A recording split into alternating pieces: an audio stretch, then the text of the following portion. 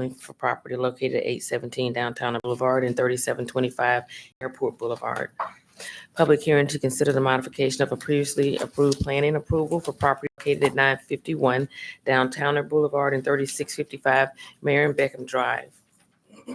Public hearing to consider the modification of previously approved plan unit development for property located at 951 Downtown Boulevard and 3655 Marion Beckham Drive.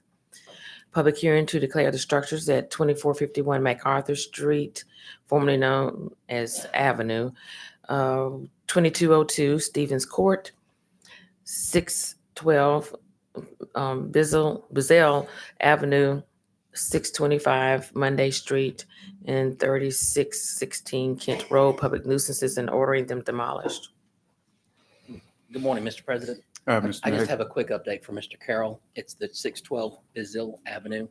Regretfully, there's no change in the structure. We still have roof and exterior wall damage, but the owner has applied for a permit, and I understand that they're just having to resubmit. So there's a possibility of them getting a repair permit, and I'm open to tabling this for 30 or 60 days to give them time to do that. Yeah. Okay. Presentation of petitions and other communications to the council. Corey Hughes, concerns about citizens abusing 911 ambulance services as transportation. Mr. President, Mr. Gregory. on this one, this may be the same gentleman that I've spoken to before, and I also had talked to Director Lasky about this. What if this is the same gentleman? What they are concerned about is people calling 911 over and over again for issues that really turn out to be nothing or very little. They should not have called 911, and they're saying that it's just costing more. It's an abuse of the system, and really looking for the city to do something. And I've spoken to Director Lasky about it before, and what he responded to me made very good sense. So I don't know if you will be available, I have Deputy listen here. You want to hear that kind of explanation now, or? Well, I think it might be good if we go ahead and hear now so that we're prepared going in. And District Chief Parker as well. Okay. Come up, but they can better explain it than I can. Okay. Council. So we don't know, I guess, if it's a single person that's in question or if it's numerous complaints, I guess. I think it sounded to me like there were numerous calls. Some of them were the same people over and over, but there were numerous calls that were the same sort of issue, that they really probably should not have called 911 sort of things. At least that's what they're saying. Right. So Yeah. we do see that from time to time throughout the entire system. Now, there are isolated cases where we have one person, an example, since 2019, we've had 750 calls. Just last year in 2024, 299 calls, which was for the same person. Of those, I believe we transported that patient 194 times. That patient was transported by one of our mobile fire rescue units. And then we can account for at least 85 times that person was transported by a private service for the city. When it gets down to it, we have a duty to respond.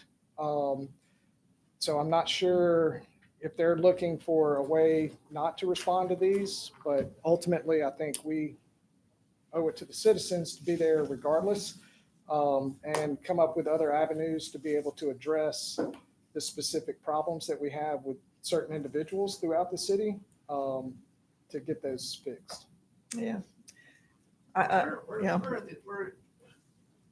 Where is this person the person you mentioned, where is that person being transported to? So numerous hospitals throughout,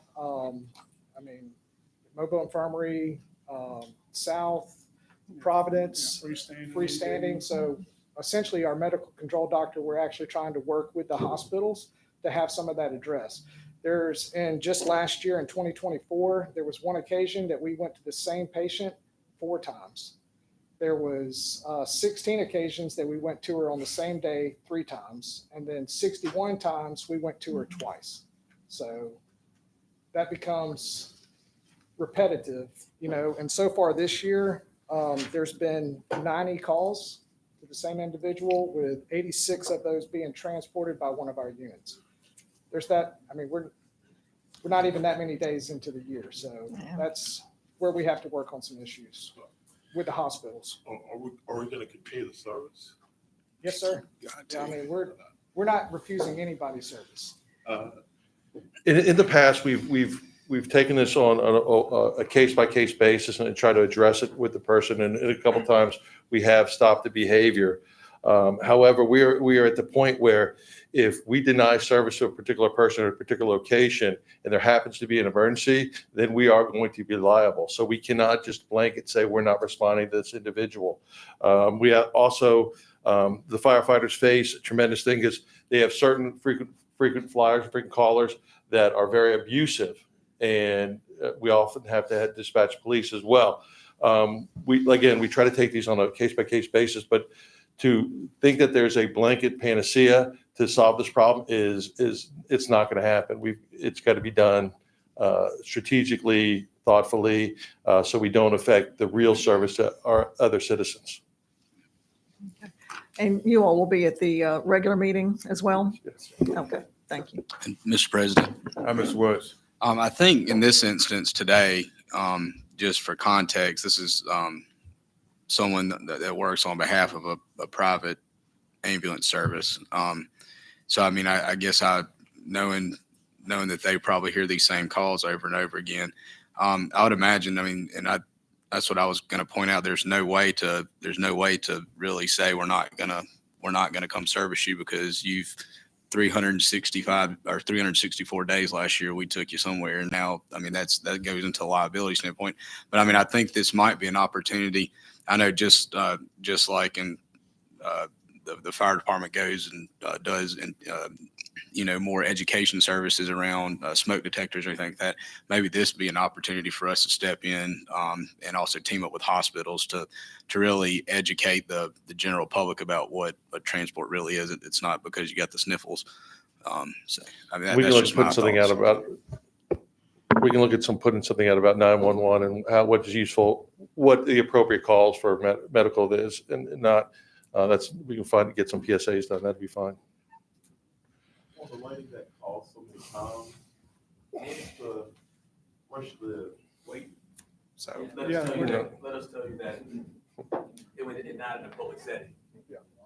Unfortunately. There's a reason. Yeah, I know, but there's a reason that we can give you that information, but not in a public setting. You just can't say the general city area. Not because of certain laws that prohibit us giving that kind of patient information. Well, But we'll give it to you as a government official. Well, just because of experience, just say that for 5 years that I was in Houston, my brother was in Tallahassee, my mother was in bad shape with cancer, didn't have anybody to call, and every time that she had a stumble, number 3 was coming to our house maybe 3 times a day.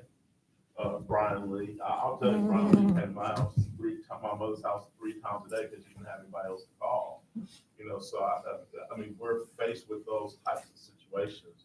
It is the point I'm trying to make. yes, sir. There's no way on God's green earth that I would ever give up on a paramedic, especially number 3 downtown, because they actually saved my mother's life more than one time. She'd fall, she'd crawl, she'd just call, I think we do that throughout the entire city. We make multiple runs. I think it gets to the point where we transport multiple times to one hospital, and then we might get called outside of that hospital to take that person to another hospital. That's where it becomes the issue of not getting addressed at the hospital level. We've also worked with AltaPoint to be able to try to get help for this individual on a mental health awareness. So we're trying some different avenues, but no, sir, at any point, if somebody calls 911, we're going to show up, we're going to be professional, and we're going to make sure that we provide them the service that they require. And ultimately, it comes down to the abuse of the system when we're transporting that patient to the hospital and then turn around and we have to transport them again for the same thing to a different hospital or back to that same hospital is what we're trying to address. All right, thank you. Thank you. sir. Mr. President. Mr. Penn. Thank you, Mr. President. I also want to just commend you all for y'all service and just taking the time to just do an excellent job. I mean, that's just amazing. I mean, counting the times, that's almost every day this year. And that's a lot of hard work. So thank you so much for that type of service. One of the things that Public Safety Director Lasky, I don't know if you get an opportunity, but I think what I don't know the situation. We can kind of talk more about it. But I think that we kind of should look up, talking to the hospital out the point. I don't know if it could be a mental issue or it could be a similar situation with Councilman Carroll talking about some wraparound services, seeing some ways that maybe we can cut some some things out. Maybe they need some more medical attention on some other places, but seeing what kind of service that we can get them connected to. So maybe they don't have to make so many phone calls. I don't know the situation, but that's just an idea, and that might can help other people as well going forward. Tracy Glover regarding comments about nuisance beaver control.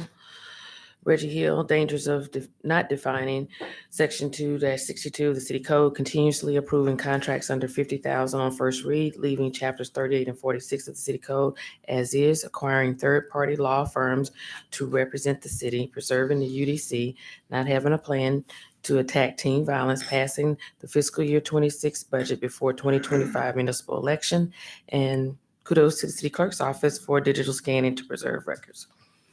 Mr. President. Mr. Penn. Oh, thank you, Mr. President. I know Ms. Tracy Glover is coming down about beaver control. We have anybody to kind of talk about? We getting a lot of feedback of what took place, of stuff on the news and pictures and all that. Would somebody be able to explain the exact process of what's going on with these beavers when she come down? I guess the contract. So we approved the contract. Y'all know that was a huge thing.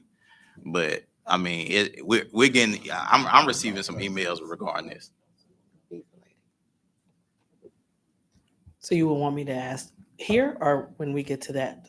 Yeah, you'll be able to.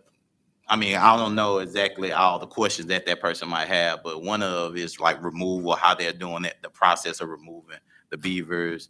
What's the issue of causing? Some of those are questions that we have received. And I was just wondering, would somebody be able to answer those? Yes. Okay. Also, all right. The Mr. Hill had some teen violence. Chief, from my understanding, and I could be wrong, some of the things that even from this year, the violence has been kind of downward on some things. Do we have the numbers for? Our annual report will be done soon. Okay. Okay, perfect. Mr. President. Vice President Carroll. Okay. I was going to wait until the end of the meeting, but maybe since we brought up teen violence, we may as well go ahead and address it. An update on Langen Park. I've spoken to Director Lasky and to Shonda Smith a little bit about this, just where we are on the shootout that happened last week at Langen Park and what is going on with the cameras. So if we could get into that a little bit now, I'd appreciate it. And then also at the regular meeting, because more people will be there. And I think there's been so much. Just do it once. Well, I want to get our update so that we know what's going on and then do it again, because I think it's worth it. Not everybody sees both meetings, and just to make sure that everybody's understands where we are. Well, just so you know, the investigation is still ongoing. Right. There was not a lot to go on. We do know that there's at least 3 different high schools that were out there in the park. Multiple interviews have been done with children in all 3 of the high schools. At this point, there's nothing suggestion of who actually was the shooter or shooters, but our investigators are continuing to work on that even as we speak. Okay. Our camera situation is not so simple. And I'll kind of give you an overview. Right now, the city has approximately 1,500 cameras. Approximately 400 of those belong to the Mobile Police Department. Through Operation Shield, they have access to another 5,000. Back in December of 2023, the sergeant who from the Real-Time Crime Center pushed up the chain and began working with MIT. Because of those 1,500 cameras, we have 8 different management systems in 5 different departments. One department actually has 2 separate management systems for different cameras. Since then, MIT has been looking to consolidate not only the management systems, but also the cameras. It's also that some of our cameras that are owned by the departments are not NDAA qualified, which means they cannot be hooked up to a governmental system. Back in, I think, January, December of this year, a budget was passed to bring everything in line with Genetec, to bring all the cameras in place.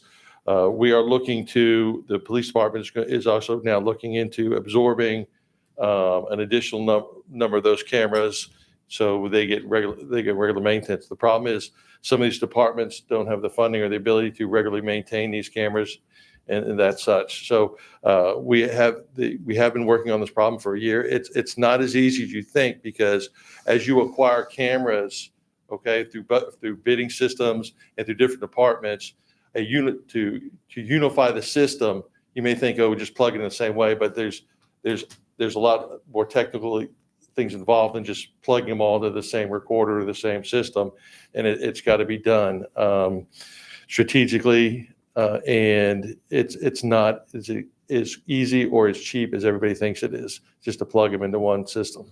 I don't know if Scott's here, if he can talk about where he's at with the unification, but we've been working on this for a couple of years now, or at least a year and a few months. And that includes all the parks, right? Because I know all parks. Parks and Recs Yeah. roughly has 300 cameras. They're in.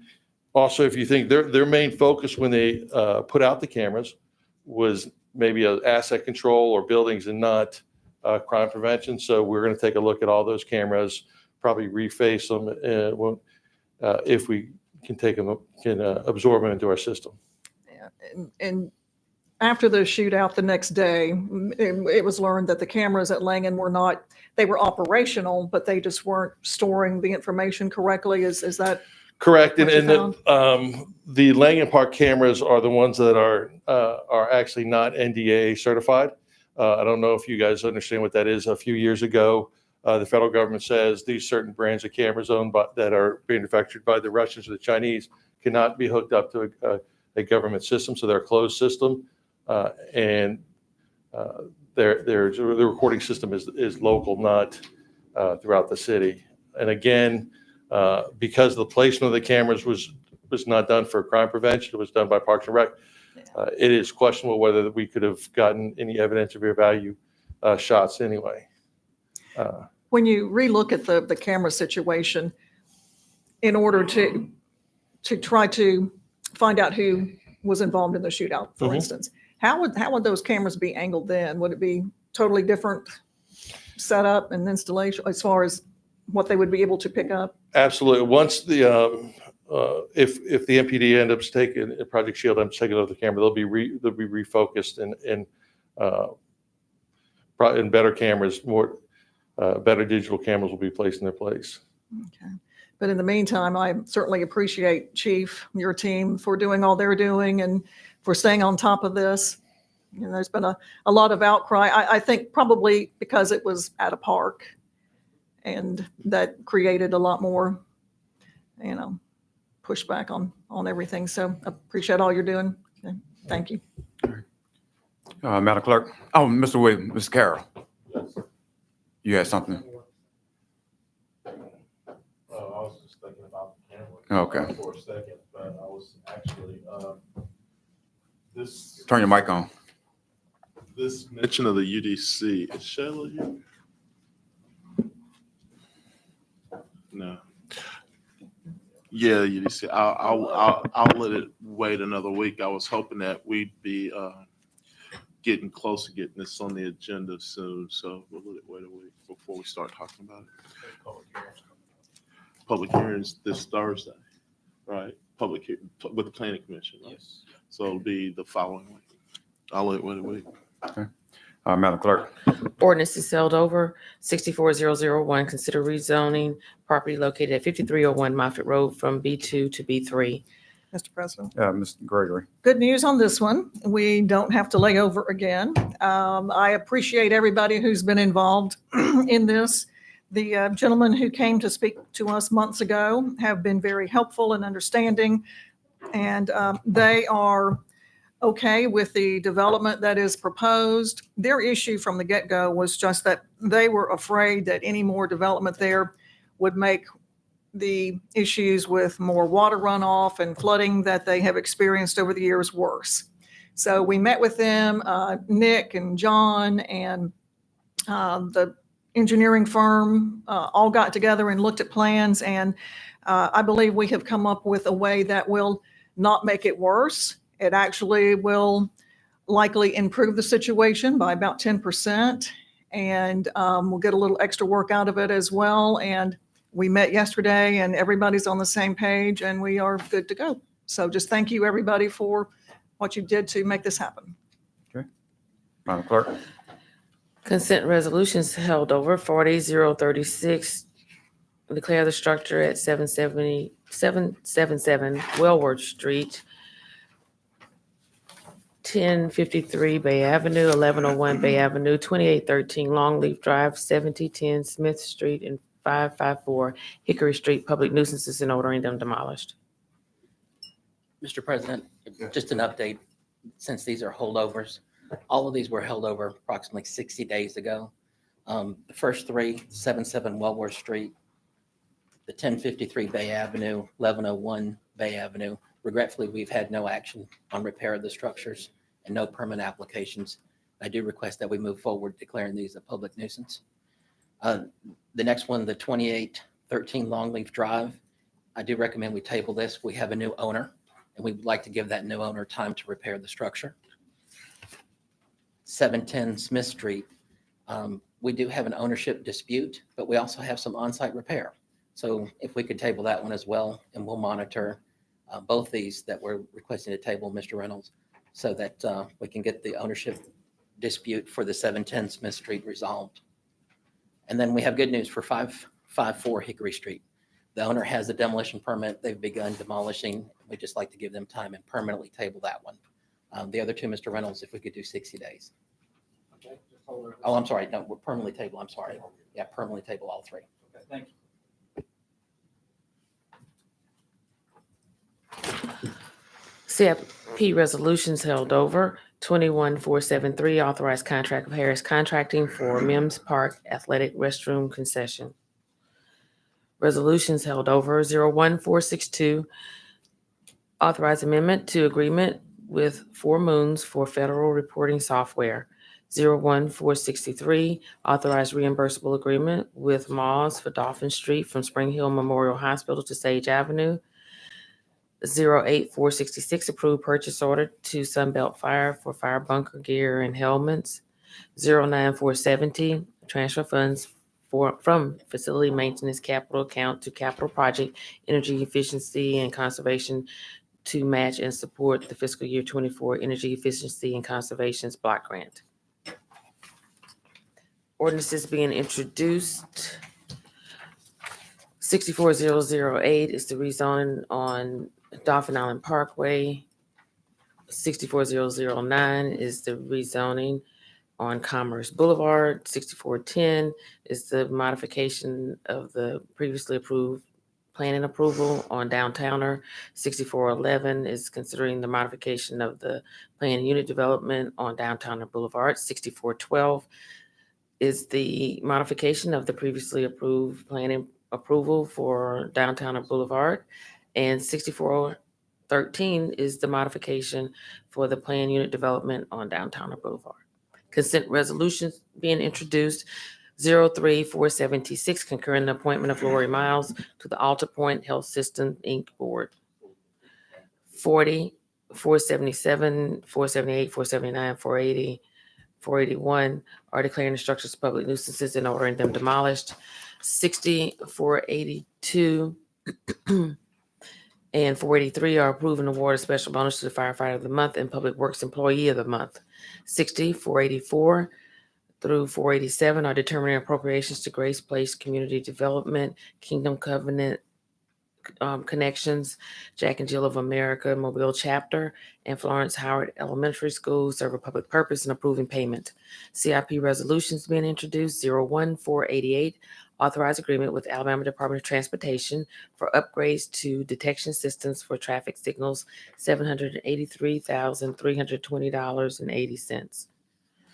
08489, approved purchase order to Game Time for picnic table replacement parts for Parks and Rec, $24,016.32.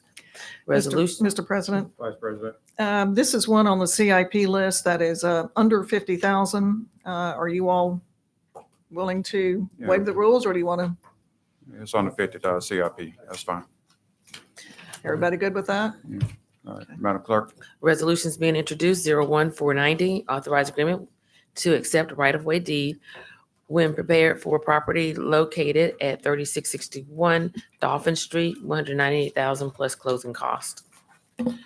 08491, approved purchase order to Furno Washington Inc. for ambulance cots for Mobile Fire Rescue, $33,753.98.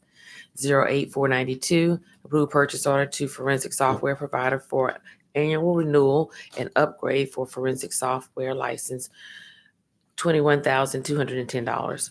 08493, approved purchase order to Gulf Coast Truck and Equipment for fire pumper truck engine replacement, $59,861.45. 08494, approved purchase order to Stivers Ford Lincoln for pickup truck for building services, $48,629.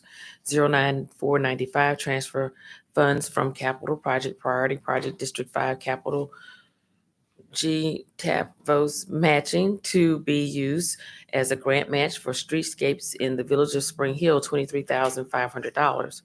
25496, grant a permanent easement to Alabama Power for new underground service at Williamson High School.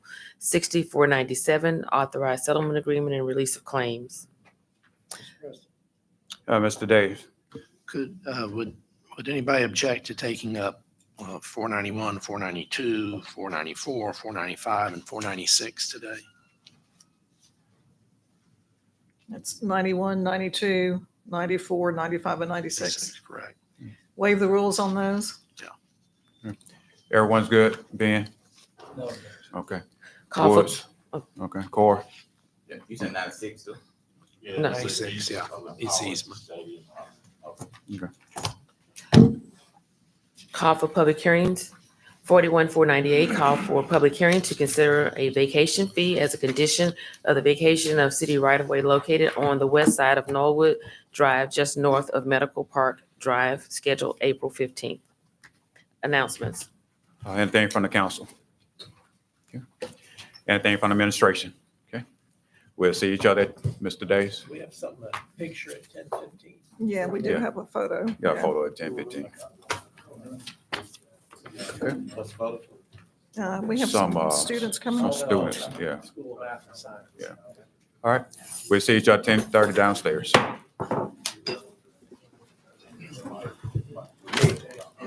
Nick.